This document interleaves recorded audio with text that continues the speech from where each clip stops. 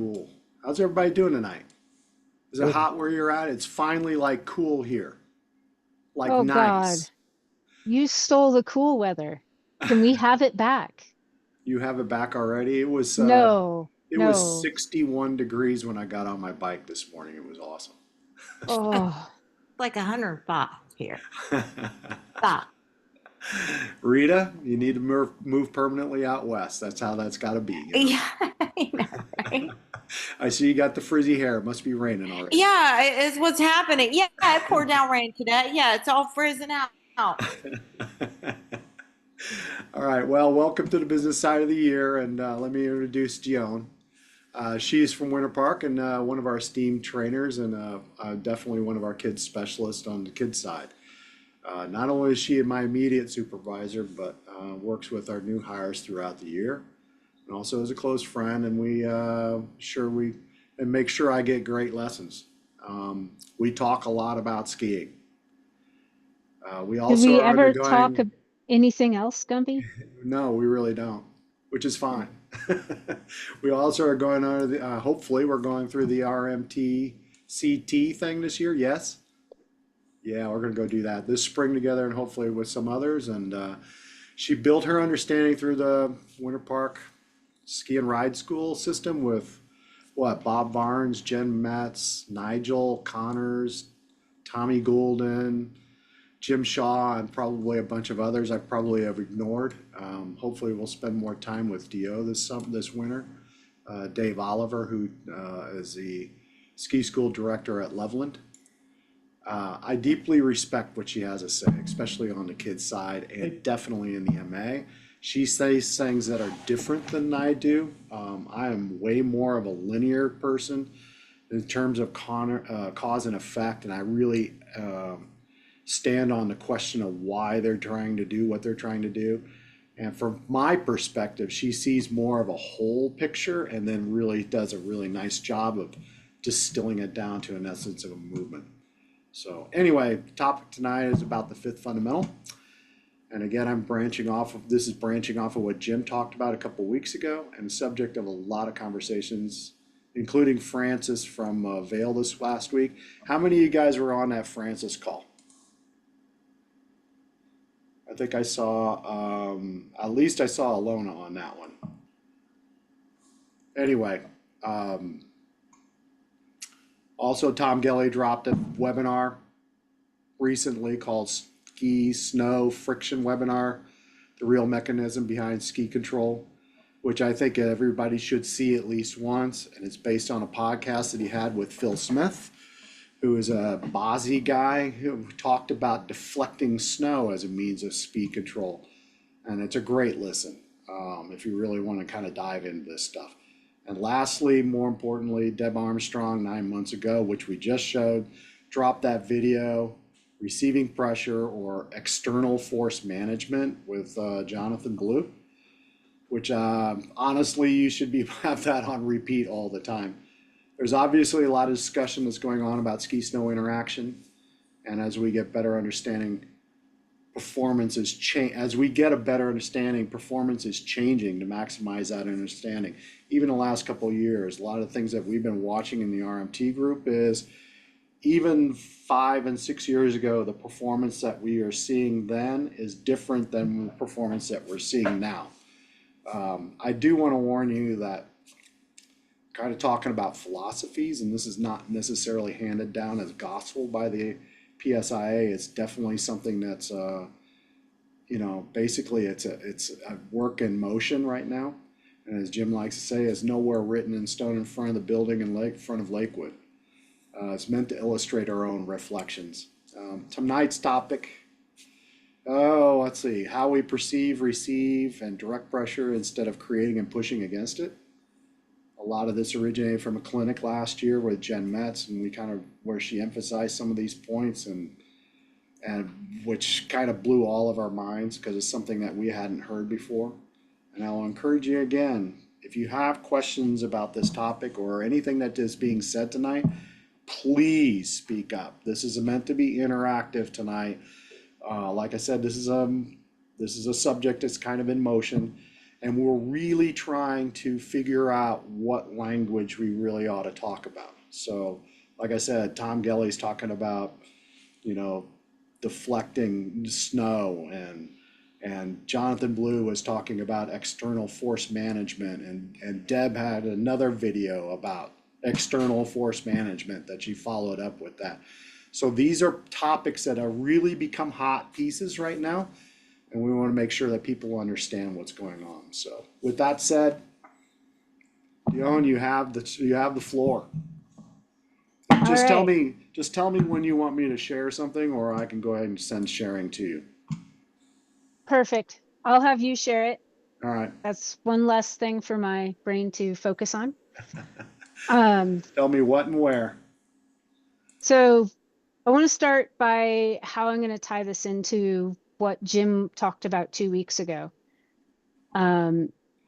Jim talked about looking at magnitude of pressure and how we manage that as being the sum. And the difference between specifically most ski instructors and, say, racers is I need to spread the force of the turn out in order to have hope of managing it. I can't do it all at once. I don't leg press enough. I'm not fit enough. So he was talking about that in terms of the difference between what we're trying to do as instructors versus what racers are trying to do when they're racing. And that brings us to this idea of managing the magnitude of pressure. Jonathon, in that video with Deb, actually talked about manipulating the pressure. And as far as word choice goes, I prefer the word manipulate rather than manage. Not exactly, it has a lot of subcontext for me that management doesn't have. Manipulating something, I feel it is somehow more active in my head. That's why I like that word better, is I feel it's more active. Has everyone here seen that video from Jonathon? Excellent. I sent it out last year. I don't know how many have not seen it. Laura, have you seen that video before? No, No. I have not seen it. The one that Okay. was the one that was playing when I clicked on at 6. Yeah. Yeah, I haven't. I just got the info for it, so I'll watch it after this. Yeah, watch that one. There's also like I said, there's a follow-up video too that Deb does where she really kind of pounds home the differences between what's happening now versus what was happening back in the 80s and And 90s. you said that one's called external force management? She calls it Receiving pressure with Jonathon Ballou. Oh, no, that was it. Yeah, Receiving that was the Pressure is first one. Jonathon Ballou, and the next one was called oh my goodness. I don't know, but it's right after it in her It's Okay, literally I'll right find it. after it in our yeah. Okay. So how many of us as skiers think we are supposed to create pressure?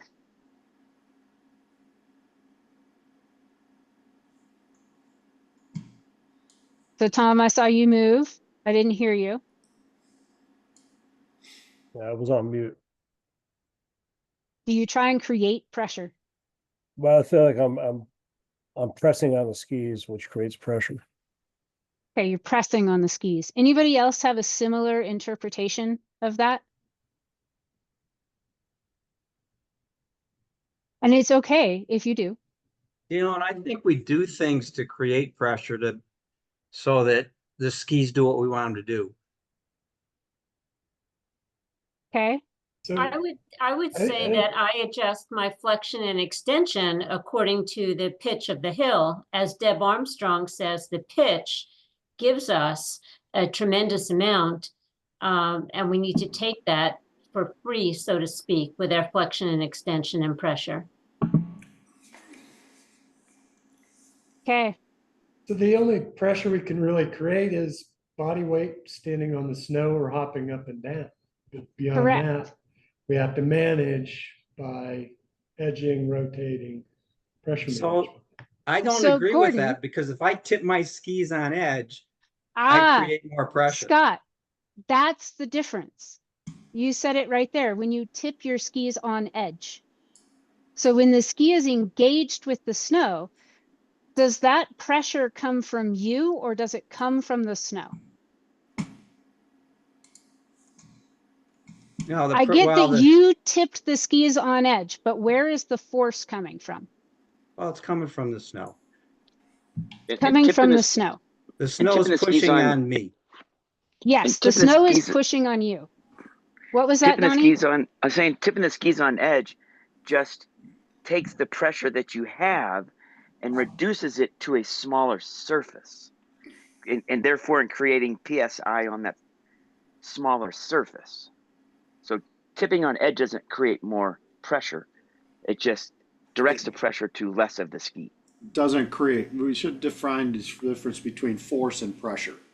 So It doesn't Forces- increase force. forces that we feel in a turn are often perceived as pressure. Sometimes on the outside foot more than the inside foot, especially if we're skiing well. But what we are perceiving, we perceive it as pressure. There are several kinds of forces involved in a turn, and I'm going to simplify for right now. If there are physicists in the building, bear with me. Because I know I'm oversimplifying this in terms of talking about pressure. Gordon had a point that my body weight is a fixed amount. I can change that by having a little too much beer and pizza, but it is relatively fixed. The amount of pressure I'm creating is not based on my body weight. That's not the pressure that makes my skis turn. The pressure that makes my skis turn comes from the snow. There is a certain amount of pressure that needs to be developed in order to make my skis change direction.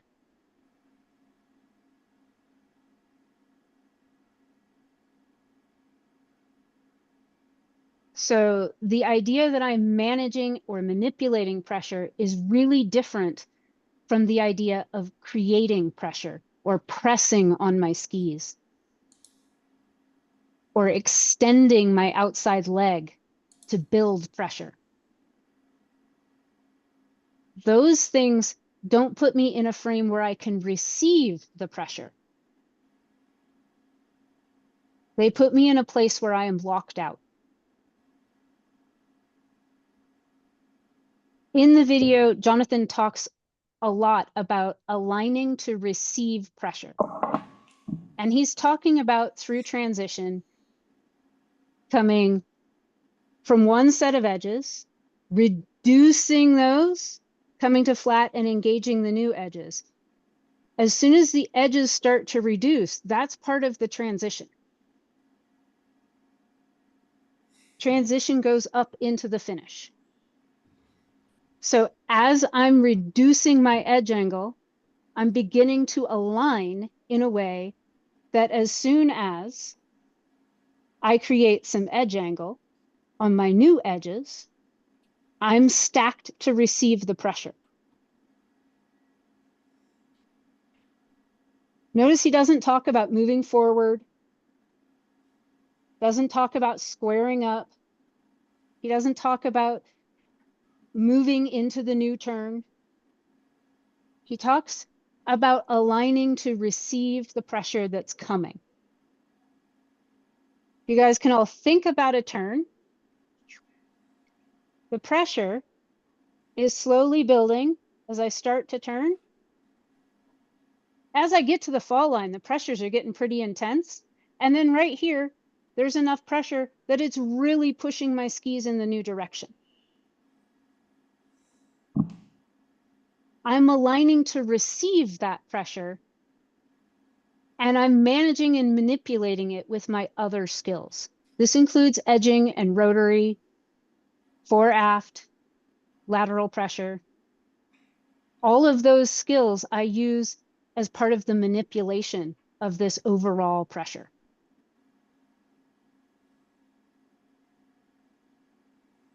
So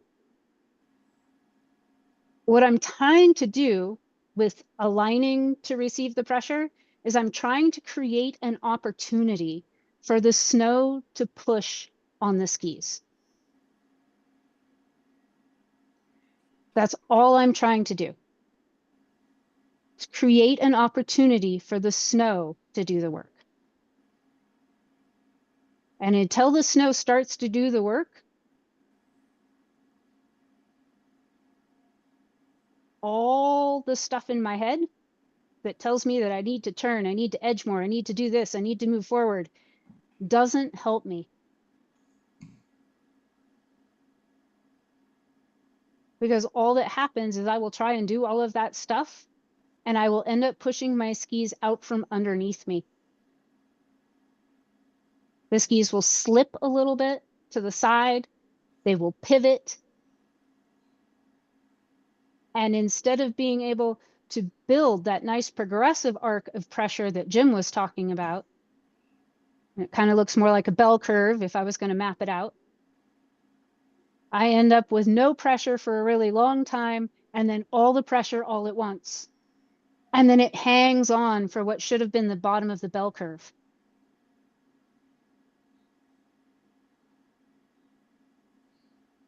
So this idea of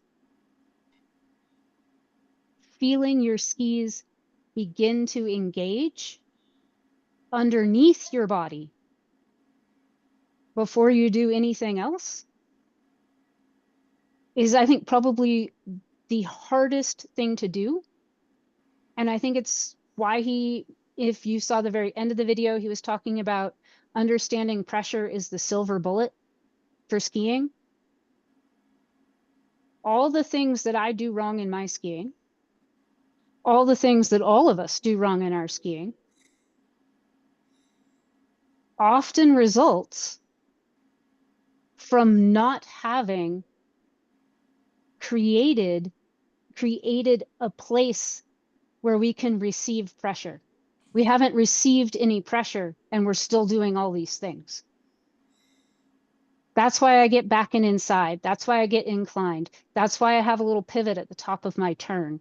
That's why my shoulders twist at the top of my turn. I didn't align to receive pressure. I didn't get any pressure, and I started doing stuff, trying to make pressure. So I have kind of an interesting question here from Allie. When we asked, what do you do about, do you like push or something like that? I'm not quite sure what she's saying, but I do know that I am not supposed to. I do, but I know I'm not supposed to. I used to race, and she has a bug in there. I'm not. That's probably a typo. That might be but. I took And that to then, mean but.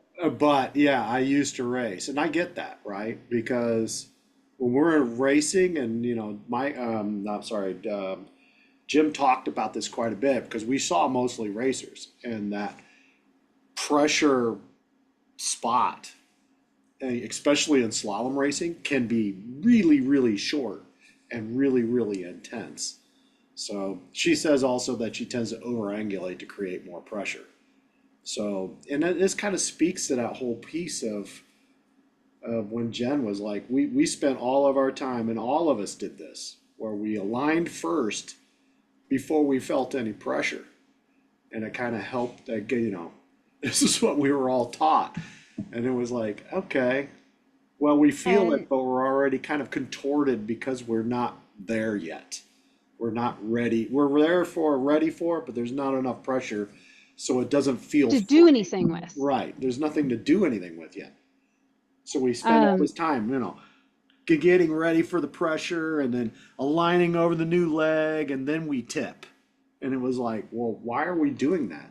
That's not Does functional everybody skis. here ride bicycles to Mhm. some degree or another? Yeah. So if I'm going really, really slowly, there's very, very little forces involved, correct? And if I try and tip my bike over, what happens? Fall. Besides the fact that I forget to unclip and I land on my face, You're gonna fall. You're gonna fall. I'm gonna fall. So there needs to be a certain amount of force to handle that, right? The force that we need when we're skiing to create this spot where we can receive pressure is really minimal. Is everyone here familiar with a Western style crab walk? So a Rocky Mountain crab walk where you extend one leg out and you let it come back underneath, where you let the edge steer it back underneath. And then you extend the other leg out and come back underneath. It's similar to an outrigger type turn. The amount of edge, I'm standing on my other foot when I do this, and I place a foot out. So there's not like a lot of weight to that foot that's being put out. I'm not angulated over it. I'm balanced on the foot that I'm standing on, but there's still enough edge for that ski to start to grip and steer back under. It doesn't actually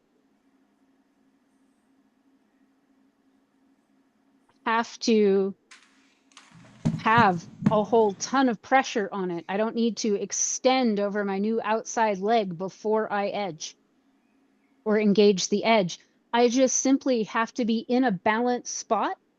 Jonathon talks about being countered at transition. I think that's really important biomechanically because it puts that in a spot where as soon as this edges come underneath my body, I am in the best possible spot biomechanically to use my feet and lower legs to begin edging my skis. That allows my skis to move forward through transition and my feet go with them.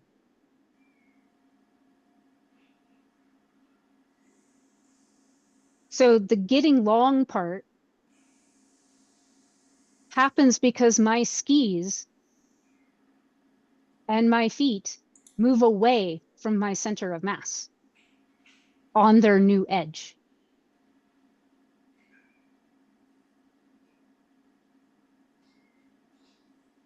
The force that makes the skis begin to turn is dependent on edge angle. The higher I tip my ski, the more it will bend and the more forces I will feel. The sharper the turn, the more compressed the force will feel. And there is a certain amount of force that is needed from the snow, which I perceive as pressure, that makes my skis turn. And once I have that much force, I don't need to seek more. I think that's an important piece in this is once my skis have changed direction enough that they are becoming pointed in the new direction, I don't need more force. I don't need more pressure.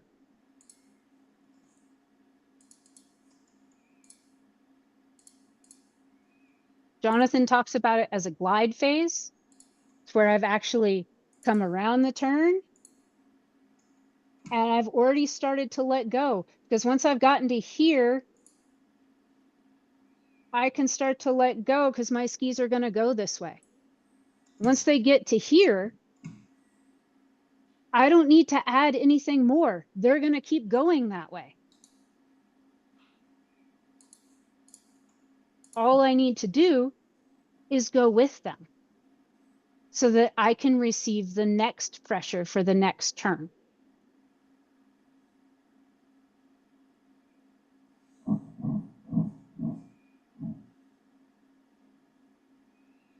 So, hey Gumby, Yo. I sent you a screenshot of a slalom racer. Oh, yeah. Fancy that. If you want to bring Oh. that up, that would be great. That would be the video. That would be in Jonathan's video too. Fancy that. You mean I stole that? You would never have stole anything. What are you talking about? No. All right. Hold on. Give me a second. I gotta find it. There it is.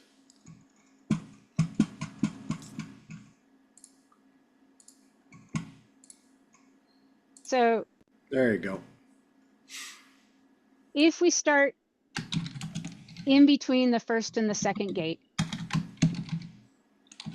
the skier is pretty flexed. The skis are as flat as any of these shots in this picture, and they are off the ground. This is a definite glide moment where the skis are continuing in the direction that they have been traveling from the old turn. We miss the moment where the skier really begins to align to the new pressure, but by the very next frame, because slalom turns are really fast, they are already aligning above the gate. They're probably at their actual max edge angle. If we discount the fact that the hill falls away in the next frame. So from just above the gate to hitting the gate, they're already starting to reduce their edge angle, which reduces the amount of pressure that they are perceiving.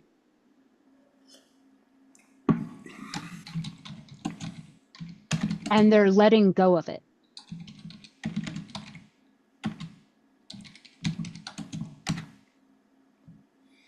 And yes, this racer is coming in and using more inclination through the top of their turn than I would probably want to do. But I also don't want my skis off the ground for that long. That's a lot of rebound to manage. Well, he's going really fast. They are. Actually, They're going really fast. I see in Vimage 4 here that he's actually angulating very early, even though he is inclined, but the inclination might be a result of the skis moving out more than him moving in. Well, and Yes. he's trying to get the skis out and moving across the hill Yeah.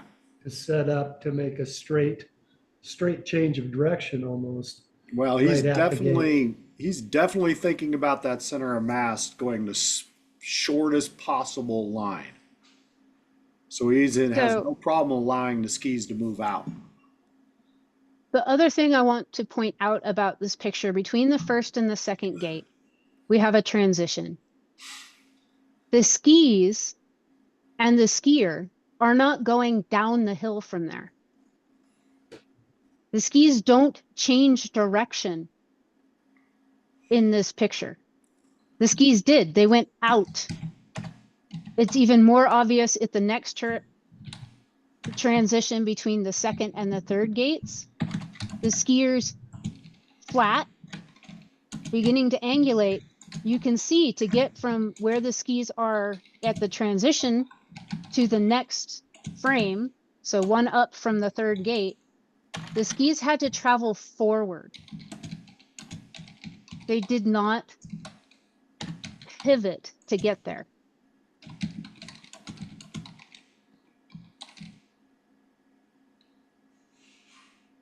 Allowing the feet to go with the skis helps us with this entire idea of receiving pressure.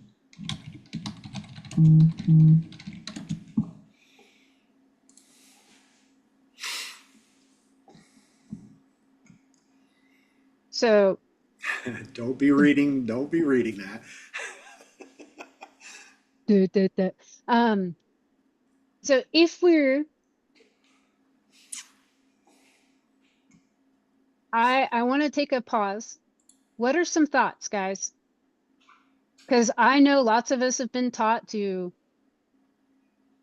press on a big toe, to hold our outside leg long and press against that force.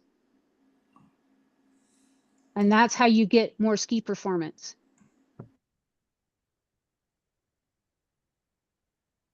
So, And this seems to almost contradict that. so Dionne, the things I think I heard this year in some clinics that made a ton of sense to me was be patient and do less. And I feel like this fits in with that. Is that Yes. okay? Yeah. I'm It's hearing be that right. patient, do less until you start receiving pressure. And then you can do as much as you want. Do only as much as necessary. That was that secret piece that we got out of that Mets clinic was we were doing so much early it created a gap.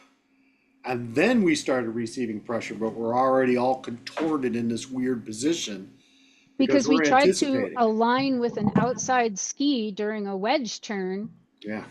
that as soon as I shifted over to that outside ski, it caused all sorts of weird things to rotate Yeah. because of how my feet were positioned. I actually needed to create the interaction with the snow and allow it to start to move, just like I would in an outrigger turn or in a crab walk, and allow it to start to move before I tried to balance on it. We were trying to balance against a pressure that wasn't even there. So it was kind of pointless. And it looked contrived. It looked contrived. It made wedge turns feel very contrived. Weird, yes. And explained why all of us hated doing them, because they didn't feel like skiing. Because they don't. Until you wait until you have an interaction to balance against. Are there any physicist engineers in the room? Tom's a physician. So how many of us have been on the ride at the fair that spins around in a circle really, really fast, and then they drop the floor out from under you and you're pressed against the wall? Blew my mind as a kid, okay? It made an impression. So that Called force Tom's is coming. Twister in St. Louis. It's called Tom's Twister. Oh, I don't remember Yeah. what they called it. That force is coming from the middle of the circle to the outside. There is another force that is then coming from the snow. That's what's turning our skis.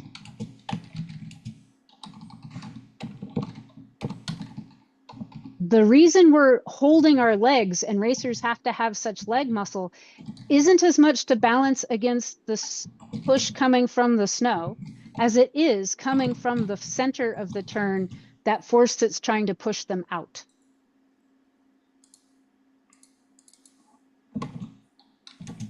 Because if they lose alignment, they're going up and over. Gumby saw me try and do this.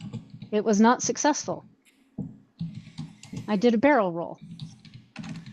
It hurt. Don't do it. So those two forces are what we're trying to balance. But that's from the physics perspective. What we feel is coming from the snow.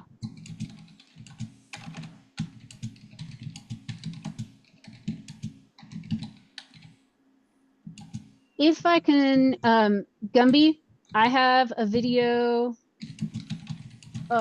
Which one is it?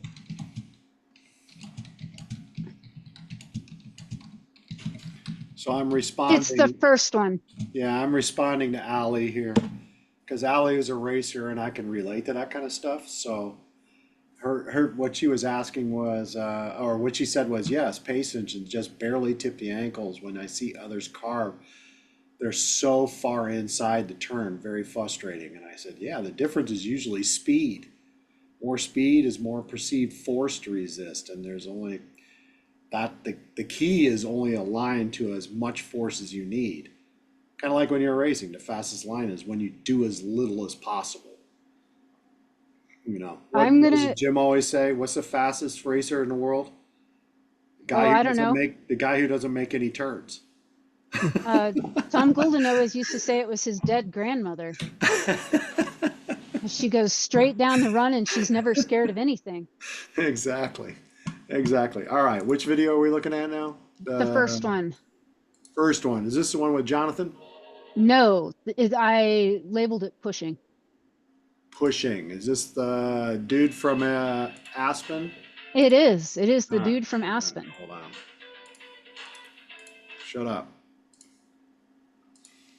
All right, here we go.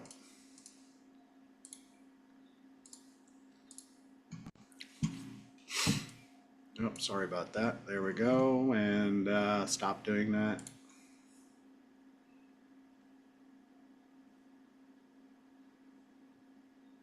So Anybody recognize this? I'm sure we've all had students who look just like this. Oh, come on. Oh, you didn't loop it.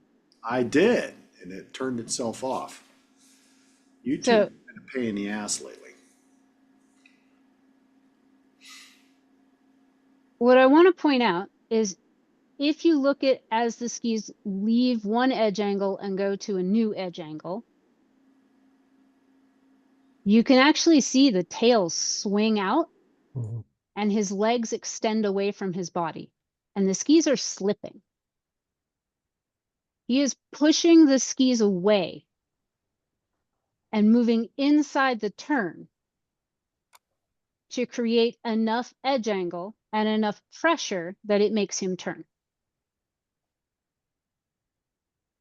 He's also rotating. I get that that is adding to his turning force, but if we're just talking about pressures, the pressures that are redirecting the ski don't come until after the fall line.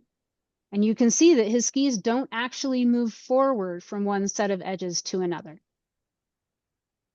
They move from one set of edges to flat, they twist rapidly on the snow, and they move to their new set of edges. And he has a distinct back and forth movement over the skis.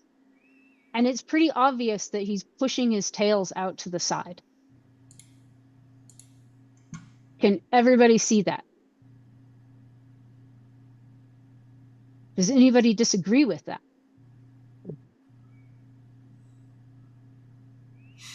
Is everybody afraid to disagree with that? Feel free. I've been wrong before. Well, I mean, the first thing that comes to my mind is, why is he doing what he's doing? So You've heard instead of this saying, why is he doing what he's doing? What does this do to his overall pressure? Is it a bell curve? Where the height of the bell curve is somewhere around the fall line. It's an on-off switch.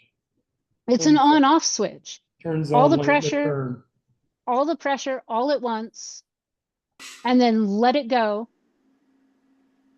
and all the pressure all at once. So with this type of movement, could he go 10 times as fast? Or 10 times as steep? He may not be successful. I don't know how strong his legs are. Or how strong his nerves are.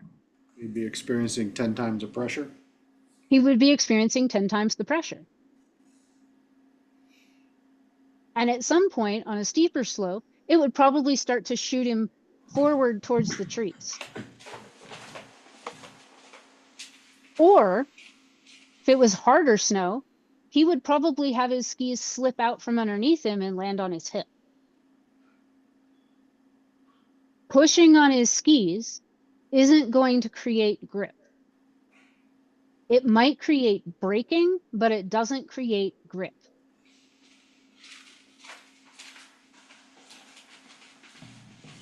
So what I'd like to do is contrast him with the next video, Gumby, which is Jonathon.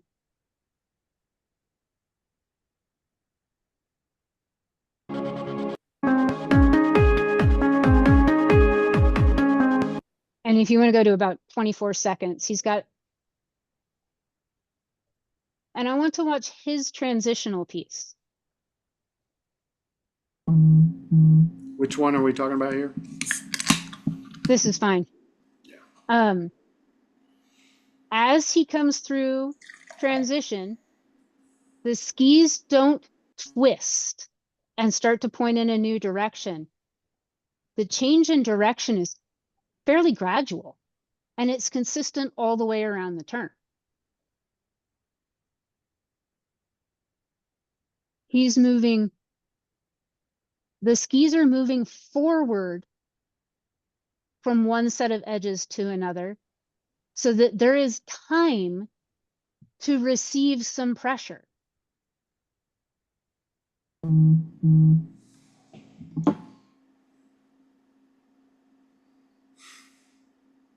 When we watch him do short turns, even though he's having a fair amount of ski performance, getting some air in pieces, the skis actually are still moving forward from one set of edges to another. He's just doing everything faster, but he's doing it in the same order. The skis are going from one set of edges through flat onto another set of edges pointed in the same direction. And they don't begin to change direction until after the edges engage.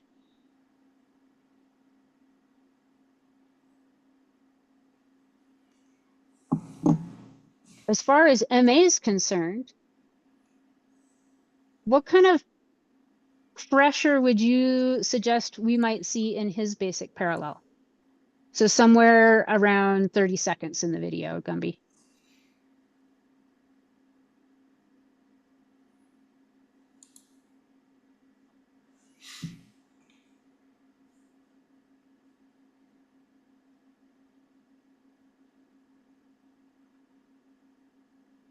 As far as magnitude of pressure is concerned, not a lot of pressure through initiation, builds until just past the fall line, and then dissipates.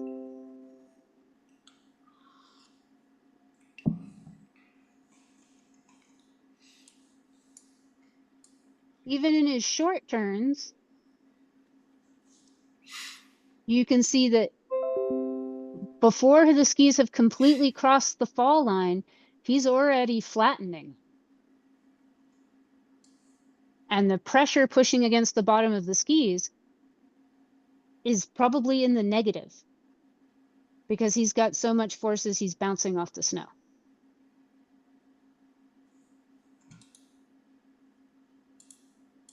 So where the pressure is, it's spread out. And then it's dissipated once his skis have turned enough for his intent.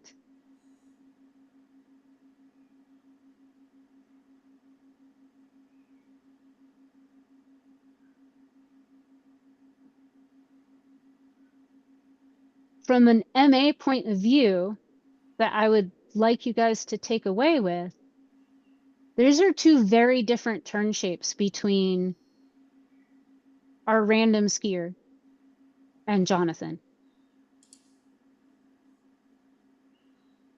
Even when these are short turns with a medium transition,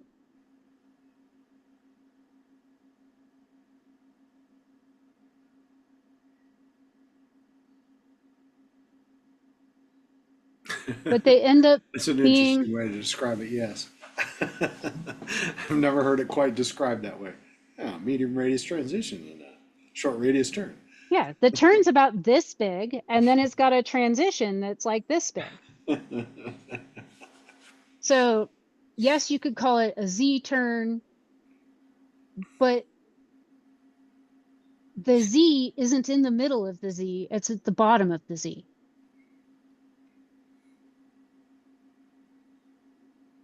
And then there's a long drawn out connector. So Dionne, is he doing most of the turn in the initiation and then he has the connector? Or are you saying it's more that most of his turn is in the finish before the connector? So the skis do most of their turning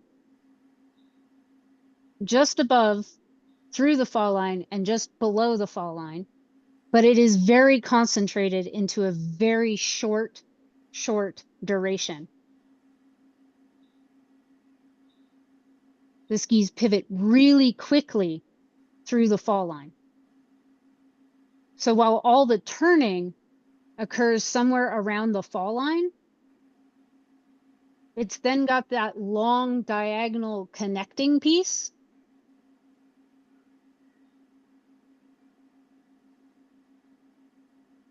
So if you can think of what he's trying to do, kind of seems like a really bad set of hockey stops where he doesn't quite stop all the way in between. At least he's turning a little bit more, because I've seen lots of them where it's just a series, literal series of hockey stops. Yes, Of he's varying he's sizes. going down the hill. Oh, he's He getting a looks like, little bit of, he's actually going across the hill a little bit. so he's manipulating his pressure in a way to use it not to turn his skis, but to brake. And Allie's correct. He is controlling his speed at the bottom of the turn.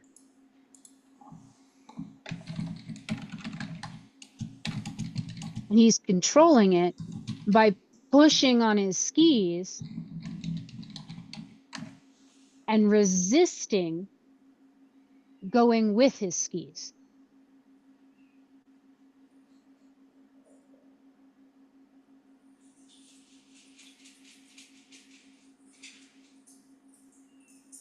Conversely, when we talk about Jonathon, we're looking at his turns. He stays a consistent speed all the way down the hill.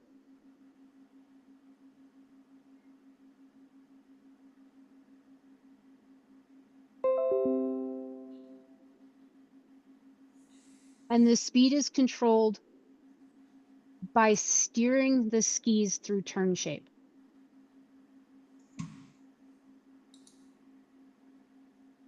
Because they don't twist rapidly and point down the hill, his skis aren't actually in the fall line as long.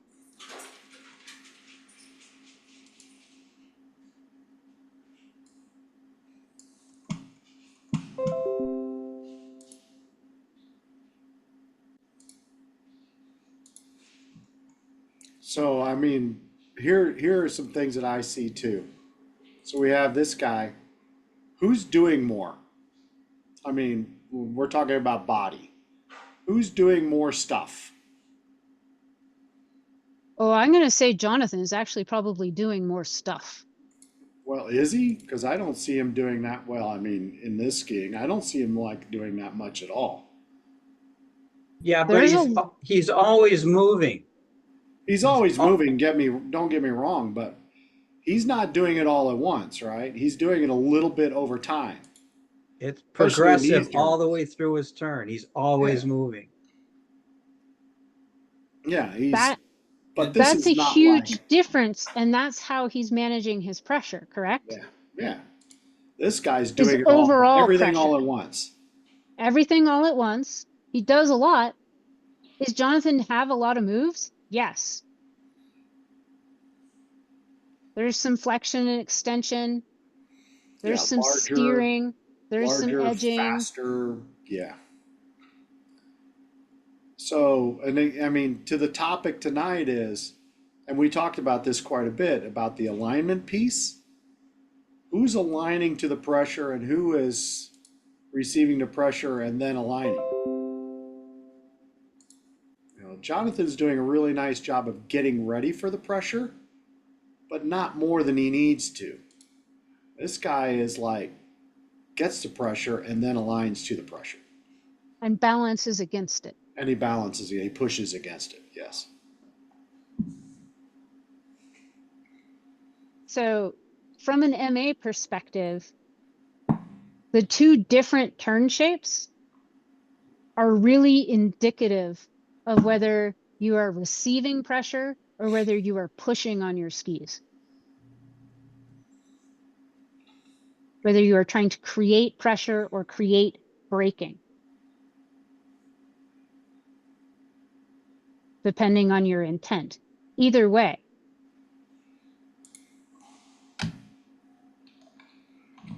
So this guy that we're looking at now, he's really, I want to say he's just creating friction to control his speed by pushing against his skis.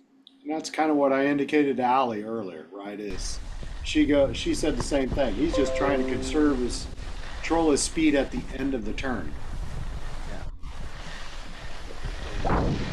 And Scott, when I'm And, creating that kind of friction, how do I perceive it in my body? What's it feel like?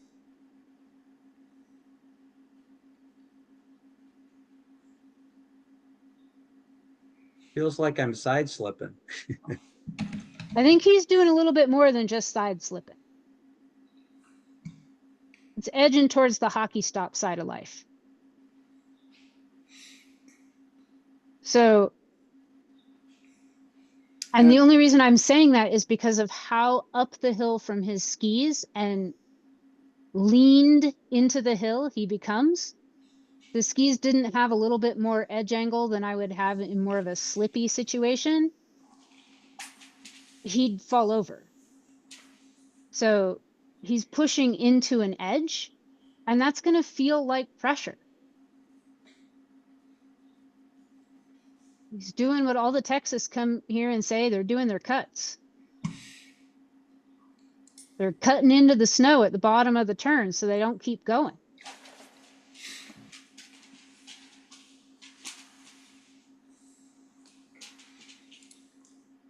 And it probably is his understanding, but luckily for us right now, he is not our student. He is just an MA example. We're here to look at him and contrast and compare so that we can learn to see the difference between receiving pressure and trying to create pressure. Jen Metz told me last year, and it saved my banking more than once, that the biggest habit of advanced skiers was they pushed their skis out from under them from one side to the other. And we all passed all sorts of exams and we still do it. 100%. But it leaves us in an inefficient position because when he gets tipped that much to the inside, in order to get untipped, he's got a lot of ground to cover. Because he's tipped to the inside and creating all this pressure in the wrong spot in the turn.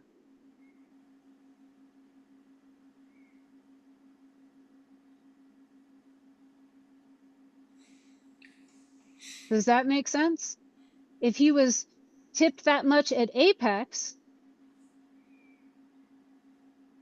he'd have a chance to come up and get realigned at the beginning of the next turn.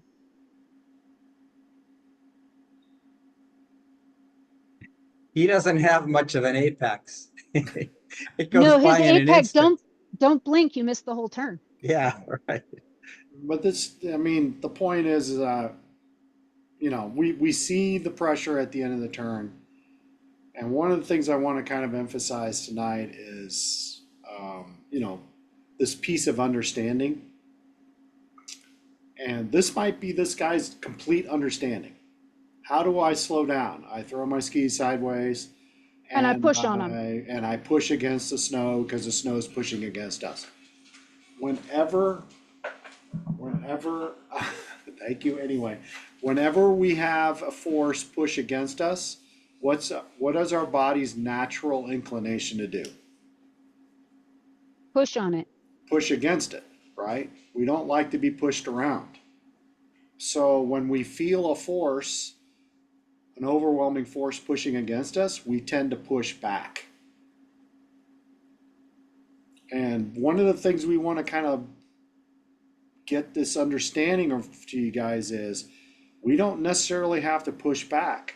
What we can do is we can direct the pressure in a new direction. We don't have to resist the pressure, we can guide it. And that's really what Jonathon's doing in his turns is he's not feeling any more pressure than that other guy is. He's just doing it across a longer turn and is allowing it to take him in a different direction.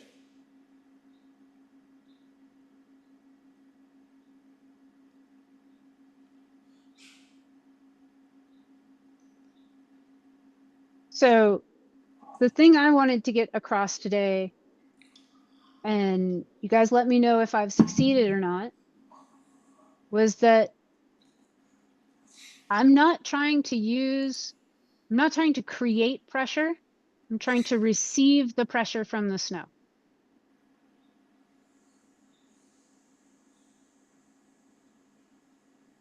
And I don't do that by pushing.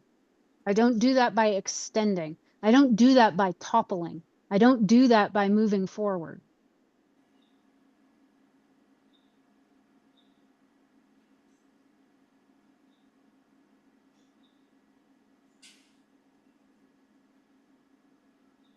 The next part of it that I wanted to make sure that everyone got was that the pressure from the snow is the reason I need it is so that I turn. That's all skiing is. It's the snow pushing on me one way and the snow pushing on me the other way. Everything I do is aimed at making the opportunity to have those things happen.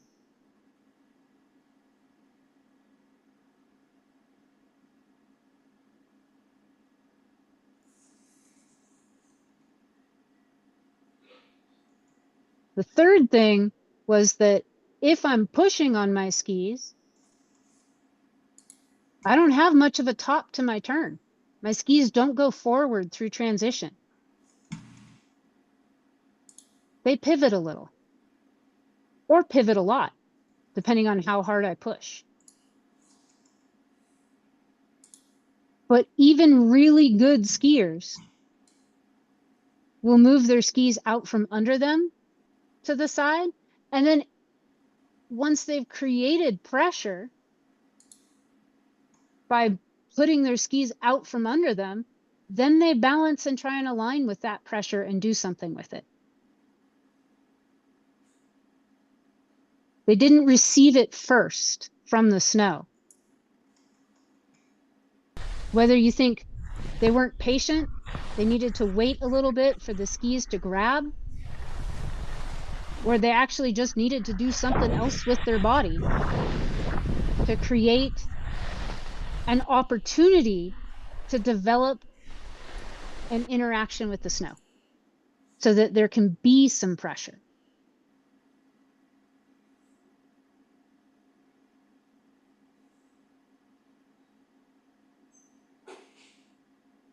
I'm getting crickets, so I'm assuming it's either so confusing everyone hates it, or it's boring. All right, Talk to me, peeps. This is going to be the question and answer session. Yep. So, Dionne, I worked on this a lot last year. We always talk about getting on that outside ski early. We never get on it early enough. And, you know, you talk about feeling pressure.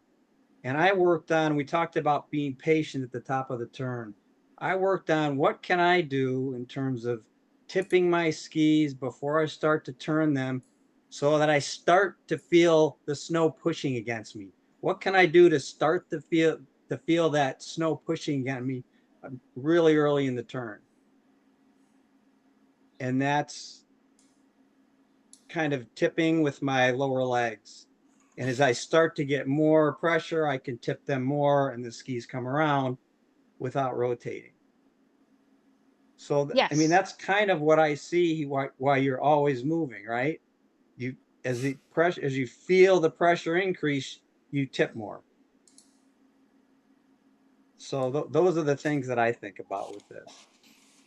Yeah, and that's oh, go ahead, Dionne. You want to answer this one? So I'm not going to disagree with anything you said, except for one piece. Oh, actually, Gumby, can you put Oh, that video back up and stop him at transition in the short turn, nah. please? Because I want to bring up our favorite common thread. Is everyone familiar with the common threads? Slightly different than the 5 fundamentals, The common threads. but so much more fun. All right, transition right there. Right there. So one of the common threads speaks to specifically maintaining counter through transition. Biomechanically, if you look at where his feet are underneath his pelvis, right there, that outside foot has his inside foot, which is about to be his new outside foot, has come back underneath him. It's in the perfect spot to begin to accept its new role in the turn.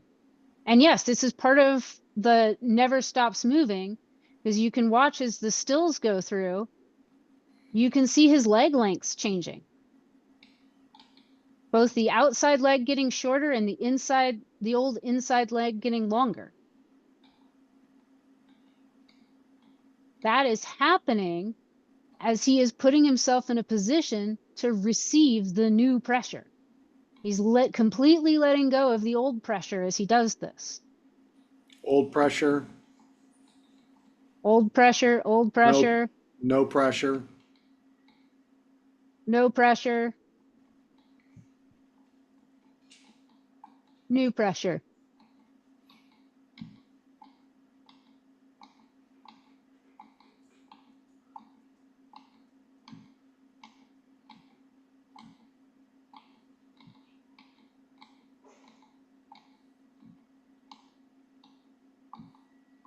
So this idea that I need to align to my outside ski before it's my outside ski, yes, but it's not as much work as we try and make it. I think we overdo it. I think sometimes that causes us to extend our new outside leg more than we need to as we step onto it. It becomes a really sudden movement instead of blended between legs, like pedaling a bicycle. It becomes, oh, I'm stepping on this one now. And that's how I'm going to direct pressure to it, as I'm going to stand on it. There are more ways to direct the pressure to it than just extending the leg and standing on it. As it comes back underneath the body, it's when you're countered, it's in the perfect position to accept the pressure from the new turn, because you're able to put it on edge. And it didn't take stepping onto it. It took letting it come back underneath the body. I like your pedaling a bicycle analogy because your feet are constantly moving. And That that's what he's brings, doing. yeah, that brings in that other common thread. The Right. legs move independently from turn to turn to move the center of mass between turns. But the So key, that means, one of the key components to that is if you don't have open pelvis, it's very difficult for you to have independent leg action. So this transitional piece where you have open hips counter through the transition is important to this piece, allowing you to both rotate and work the legs independently. I think,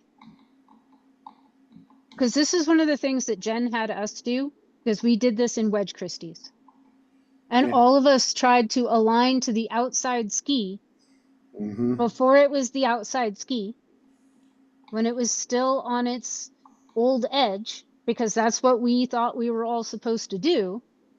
And we ended up facing to the outside of the turn above the fall line. So we ended up in a really contorted position. And I get it's not exactly the same, but the reason it put us in a contorted position is we were trying to stand on it like we were doing a 1980s stem turn and stepping up the hill.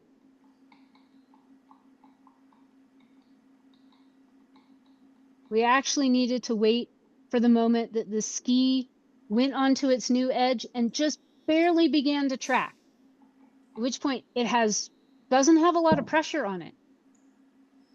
It's not pressure from my body. It's not pressure from the snow. It has just enough to get it to interact.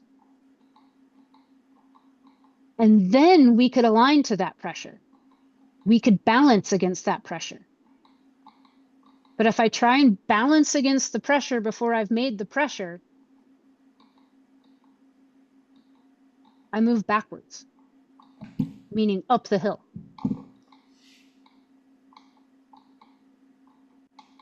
And honestly, I'm glad that you guys point out the long leg, short leg piece, but that's not really why I slowed this down. I'm looking at femoral roll and how he creates early edging in the turn, like right there, and how the legs move this way.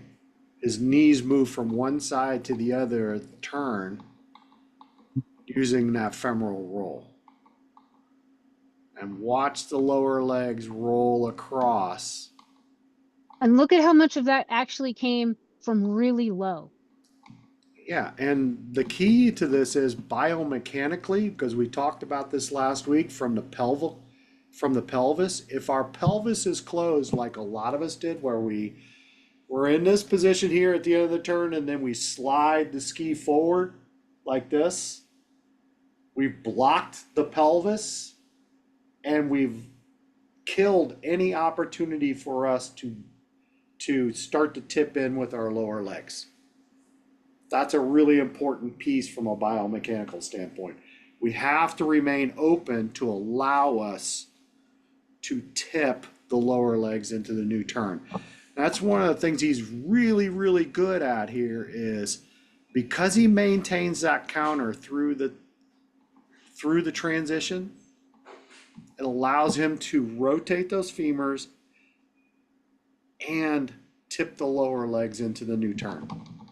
This was kind of like a eureka moment for me last year, was figuring that piece out, why it was important to do that. So I know Deb has talked about it in a bunch of videos, and she's talked about it from the perspective of racing, so in a high speed turn, one of the reasons the pelvis is a little bit more square and open than it is in a short turn has to do with the pressure coming from the outside. And that is a strong skeletal position that doesn't require as much muscle.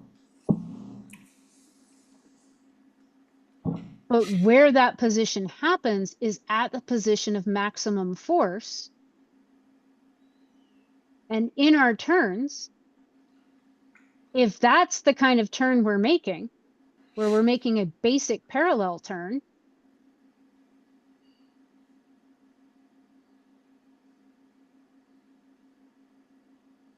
you can see he's skeletally aligned around the fall line. And then the counter begins to develop again in his hips. Yeah. In contrast to this guy, watch the switch.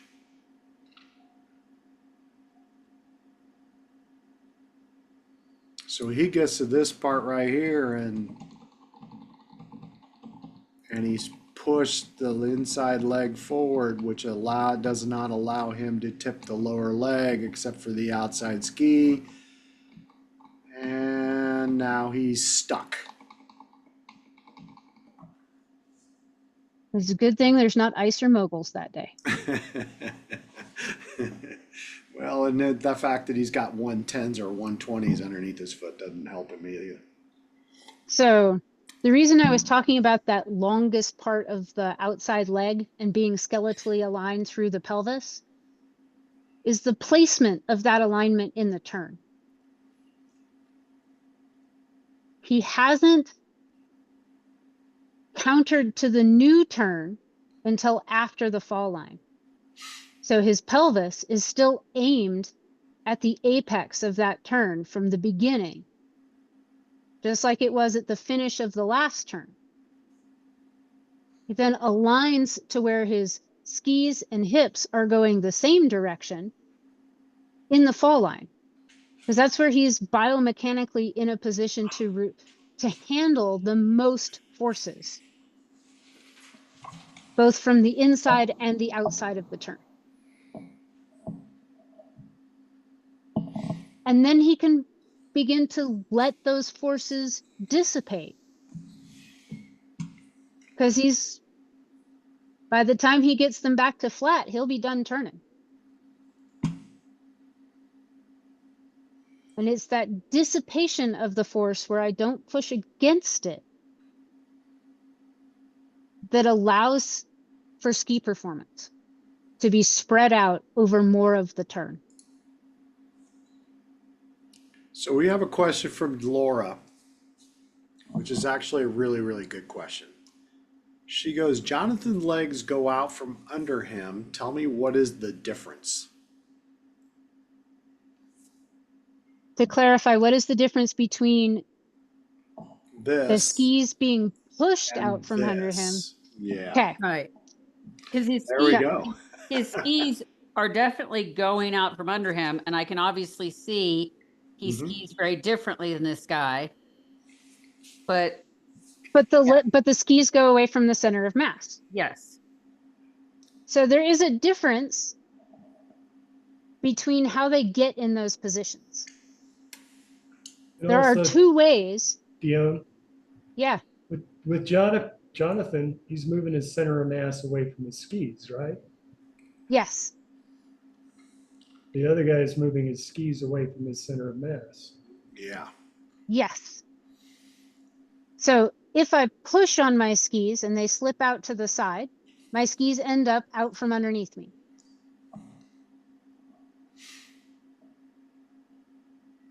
If I create an interaction and start receiving some pressure, my skis will both track out from under me because of the arc that they make. And if I extend, my center of mass moves away from a platform instead of my platform moving away from me. So if you can imagine standing on a stair, you can stand up on that stair. But if I tell you to stand up on a floaty in a pool, often the floaty sinks. So the platform moves out from under you. It's the same kind of comparison. He creates an interaction which has enough pressure being developed from the outside that when he becomes inside, the skis don't slide away. Our guy in black and beige Oh, pushes the skis out from under.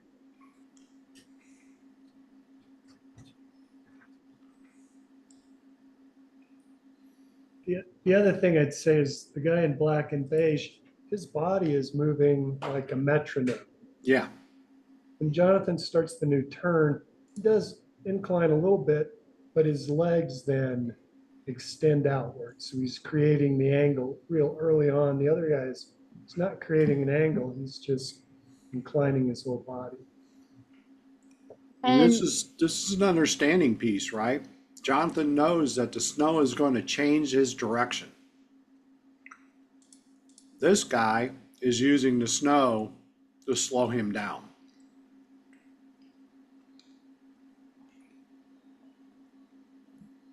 he's doing all the change of direction with his body, Right.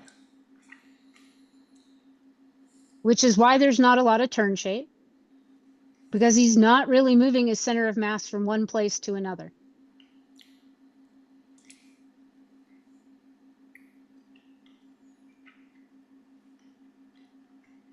The moving from one place to another happens after he changes direction. He goes in that direction for a while.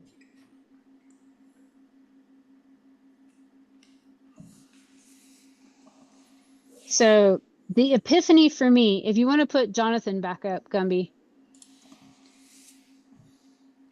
is I don't know. I'm sick of this guy. I know, if only I could ski like this. You don't When know until next I year. come through transition and I put my skis on their new edges, the radius of my ski says it's still going to keep going this way a little bit as it bends in its arc. And how far it goes across the hill and is changing direction depends a bit on your radius of your ski. But if we're talking about just with your edges, it's going to switch from one edge to the other edge. It's going to continue this way before it continues to turn. As it continues, Jonathan's lower body follows his skis, so his legs get longer.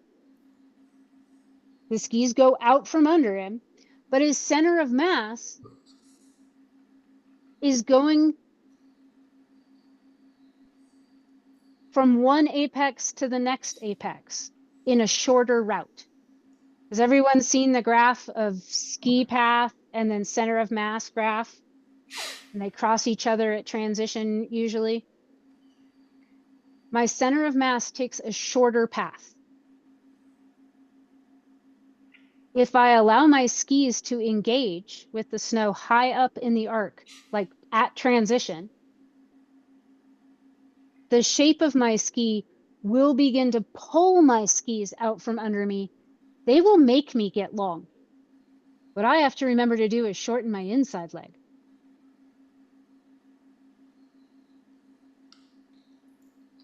And not start pushing on them as soon as I feel them leaving.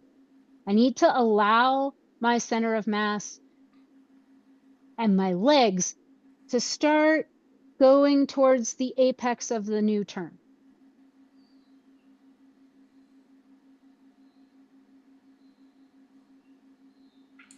So any other questions? Yeah, you're right, Mike. First gear pushes the skis away to create a platform, 100%. Jonathan creates a platform first and then moves a center of mass. Because Jonathan understands that his ability to change direction comes from the skis, not from the center of mass. So ironically, I actually have a video I could share of somebody that skied a lot like our first guy. You're going to show a video of me, Chuck? No, not you. Not unless your name is Amber. By the way, Amber gave me permission to go ahead and use this video if I ever needed to in the future. Amber was very much like the first guy. Her understanding of turn or skiing was to push the skis sideways. And this is her first attempt at redirecting the skis or allowing the skis to point where we want them to go. It's doing a really nice job of it. Yeah, this was like an hour. This is one of those pro tips too. Nice. So since we've got her, we even know intent and everything because Gumby skied with her. Yeah. Her intent was to ski better than the people that she was skiing with. I go, well, that's going to be about speed control. And how do we control our speed? So let's just talk about her from a perspective of overall pressure. Where is the pressure in the turn? Where does it start? Where is it the most? Where is it the least?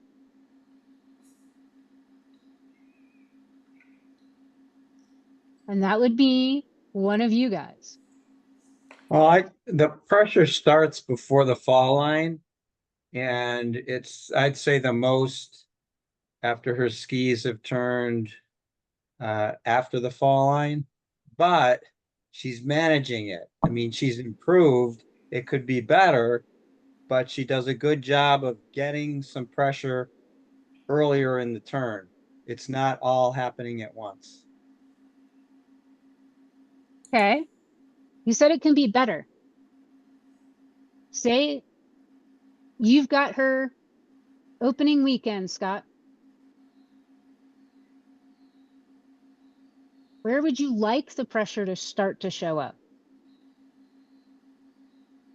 Well, it starts to show up before the fall line, and I can see that. But she's also skidding at the end. So I'd like to maybe work with her on making longer, slower turns to try and smooth out the way she's managing her pressure.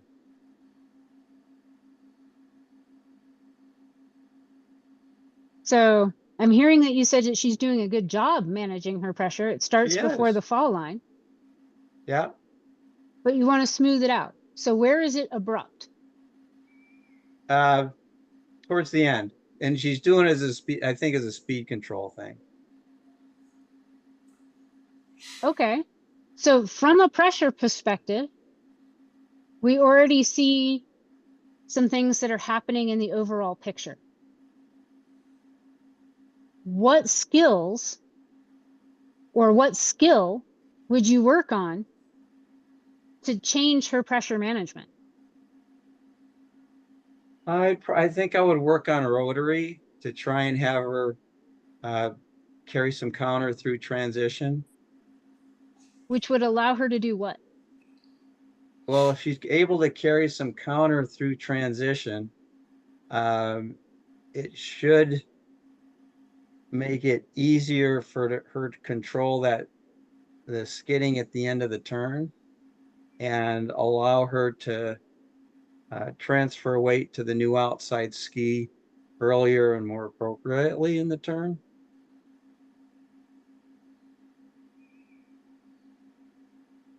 Okay, let's back it up one more step. What is she doing now with her rotary? What is she doing now with what? Her rotary. So she's using her upper body. She's very she doesn't have really much separation between her upper and lower body, so she's kind of turning with her whole body. She's obviously starting with some upper body rotation, but that's what I'd like to change. So looking at the big picture from pressure and then looking what impacted how that overall pressure was being managed, it actually gave a really good way to tie in the next skill because you had an outcome that you wanted. So then it's easier to find a skill that's getting in the way. Right. So it's a really good filter for MA. And I think that was one of the things that Jim was trying to convey when he was here, when he talked about looking at overall pressure to help you get a better grasp on what's happening with the other skills. It's because I know I want my pressure to build early, to be heaviest fall line just after the fall line, and then to dissipate coming through transition. I know I want my pressure to do that in most turns. So what's getting in the way of that happening? It gives a really great filter that then turns the MA into something that's applicable. Because you're right, she rotates her upper body, causes her skis to turn rather quickly, and she's committed to the amount of turning. The amount she turns her upper body is the amount that she turns. It also puts her in a position where she's really square to her skis, which makes it really difficult to access her leg turning. So yeah, working on her leg turning with the filter of overall pressure on the skis, I only need enough pressure on the ski to steer my turn in the new place. I don't need more than that. Is it enough? And then I can smooth out that pressure by manipulating the other skills. Can add in some more active rotary, add in some counter through transition so that she's in a better place. We could get her to turn her legs and start using her femurs and maintain counter. Well, for God's sakes, that would allow her to tip her legs as well. Instead of inclining a little bit to get her edge angle or moving a ski out away from her a little bit.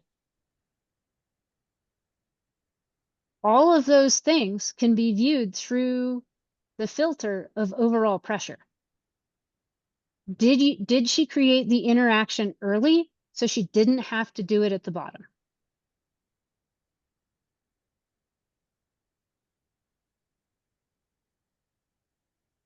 Does that make sense? Yeah, I like it. Cool. I mean, honestly, from where she was at, this is a great progress in the hour that I had. But I agree with 100%. I don't like the fact she swings her body, because when she swings her body, you might as well just ignore the other fundamentals. Her ability to tip and turn and all those things are gone, right? But the focus of the day was get her balanced and point the skis where she wanted to go, instead of just pushing the skis out as a speed control device. Yeah. And the other thing about the upper body rotation, if we tie it back to pressure, because it moves her inside her new turn and then it leaves her there, it leaves her in an inclined place until she rebalances through transition and gets ready to go the other way. That increases a spike in the pressure. It carries on, the bell curve starts to creep towards the bottom end instead of dropping back down. Yeah. Because she doesn't have a chance to let go of the pressure because she's inclined. Yeah. She has to come all the way up for it to let go of that pressure. Yeah, one of the good things though is that she only inclines as much as she needs to. And then if she needs a little bit more edge, she tends to push her leg out more to get more grip. She makes pizza. Yeah, she makes pizza. Well, she does it at the end of the turns too. So she doesn't feel like she's got enough. She'll put, like, there's an example right there where she'll push the heel out a little bit more. There's another one and another one where she pushes the heel out to get a little bit more grip so that she can guide her skis. And that's fine for where she was at. Yeah. So Oh, wait a minute. There's some leg turning there. What the hell's happening? it was a fluke. It was a fluke. Don't get excited. It was at the end of it was down there in the flats. If she can walk around a table, she can turn her legs, okay? It's physically possible. It's just whether we did it or not. Yeah. So that was, I didn't know if we were actually going to get to this, but looking at magnitude as a filter, looking at the overall pressure as a filter for then what else is going on in the skills.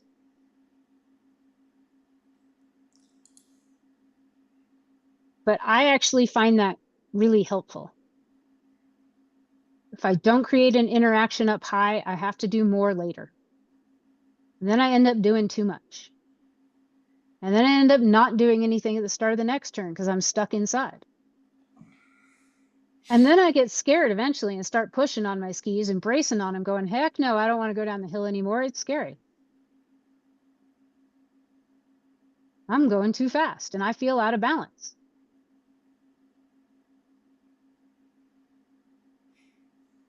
Cool. I thought this was a good video to share with you guys. No, thanks, Gumby. Yeah. All right. Any other last questions? Or is everybody like, what? Thank you. That was super helpful. Cool. What Yeah. did you get most out of this? What was the one thing you got out of this, Laura, that you felt like you could take to, if you had to teach a lesson tomorrow, what would be the one thing that you thought you could get out of this tonight?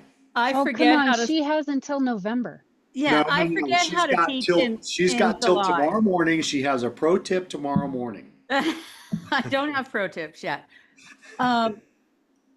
What did I get out of it? I don't know. I got something out of it. I really liked it. I did. All right, we're coming back to you. All right, Make Tom, me what'd you panic. get out of tonight?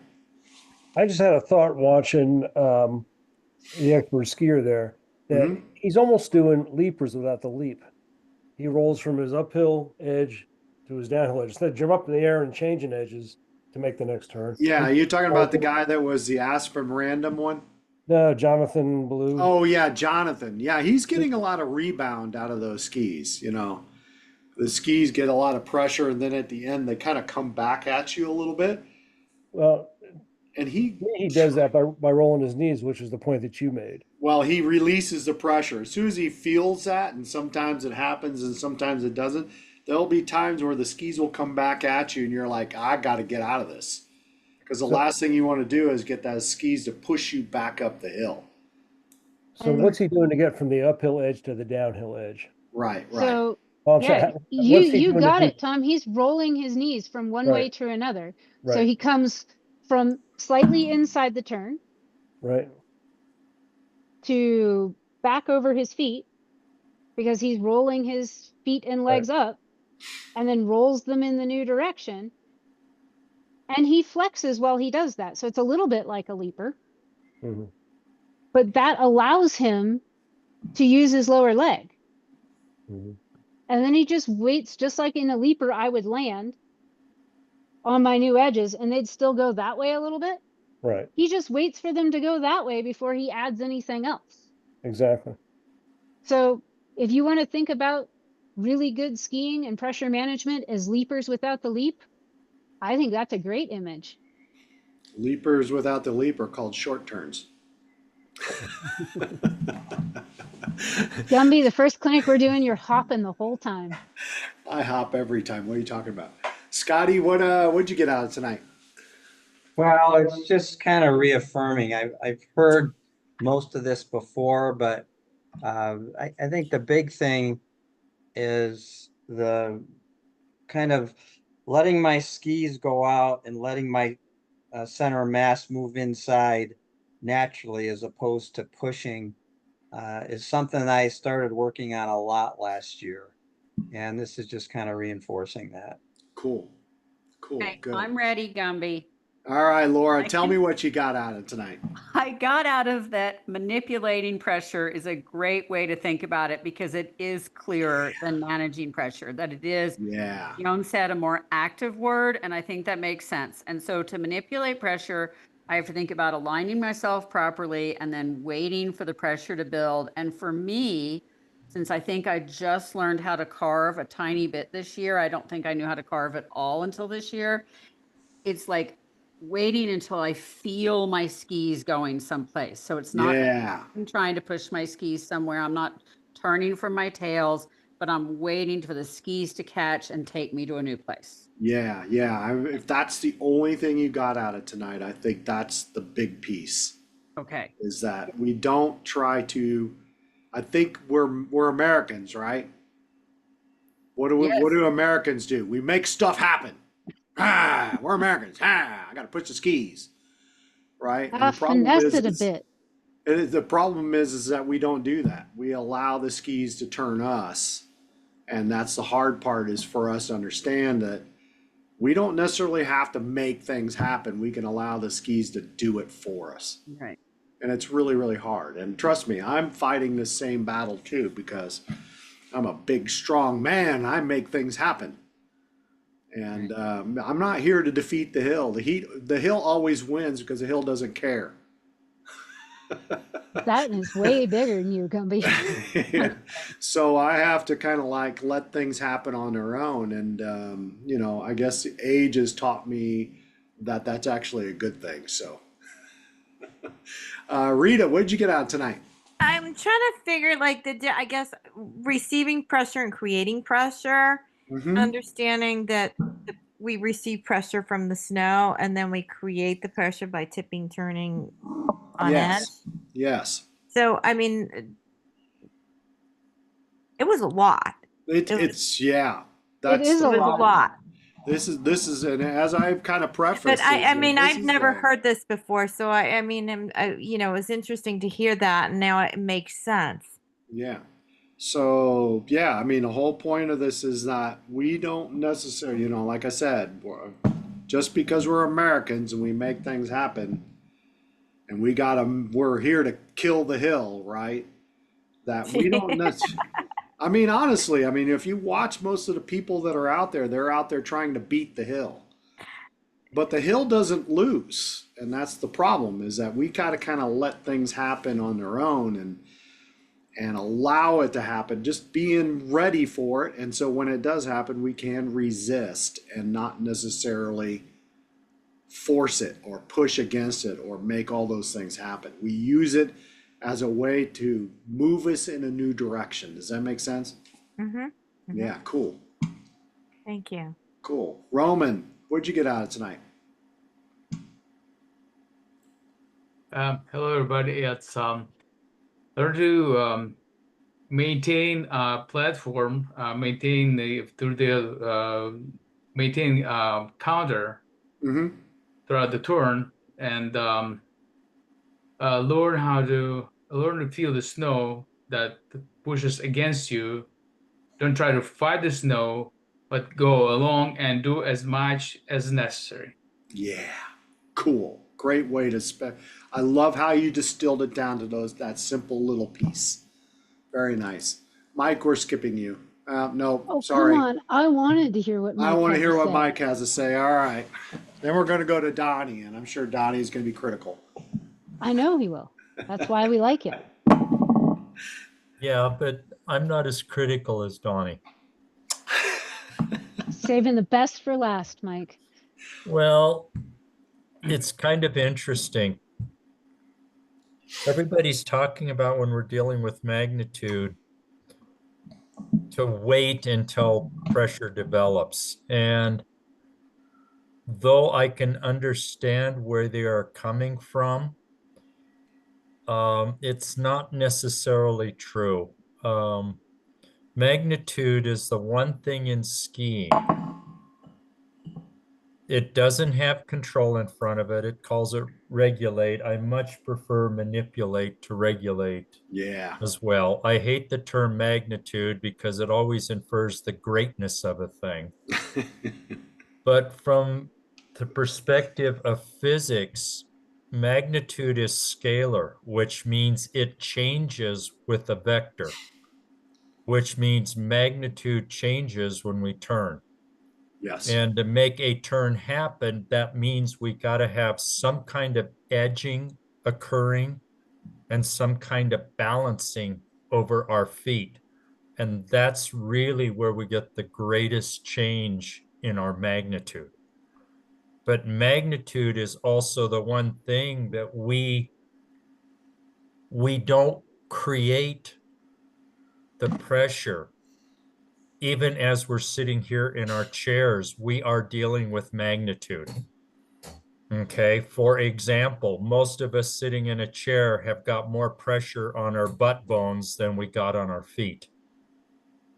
But by rotating our legs in the femur socket, we can swivel the chair back and forth. By pushing on your heels, you can push the chair back. By moving your feet, pushing with your toes, you can move the chair forward.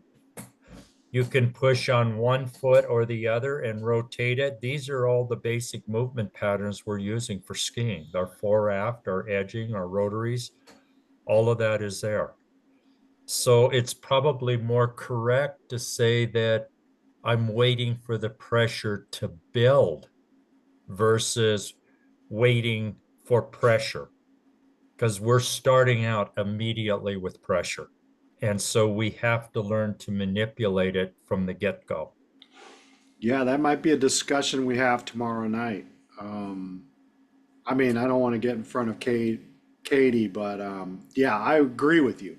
And not only do we get, pressure doesn't come from one direction, so the vector changes constantly, and we have to balance against that vector. Even if we start to, create some grip at the top of the turn, that vector is up there, pulling us into the new direction, and we have to balance against that. And as we move through the clock face, that vector changes. And after 3 o'clock or 9 o'clock, now we're staring at gravity, which is really the big force that we feel. We're feeling Centripetal, yeah, centripetal force plus. But anyway, what I really gravity. got from tonight is listening to Dionne. It helped me encapsulate my thoughts and try to simplify things. Yeah, cool. So thanks, Dionne. Thanks, All right, Mike. Donnie, you're last. Hey, what's up? What's up, Donnie? I'm losing my headphones here. I only got one left. See, I was gonna say, so I want to share my my rewording of that last fundamental. Cool. Actually, I don't know, it kind of encompasses everything here. What was it? Manage ski snow interactions to regulate pressure. Yeah, And it kind of ties into the idea of one. I don't know if you guys probably haven't heard this yet, but 1 + 2 + 3 + 4 = 5. right. It equals 10. Which is true. I know, but Dionne knows. No, I don't I have much hate time here, that. I, That is, you have pet No. peeves, Donnie. That is my biggest Okay, pet peeve well- with them saying that.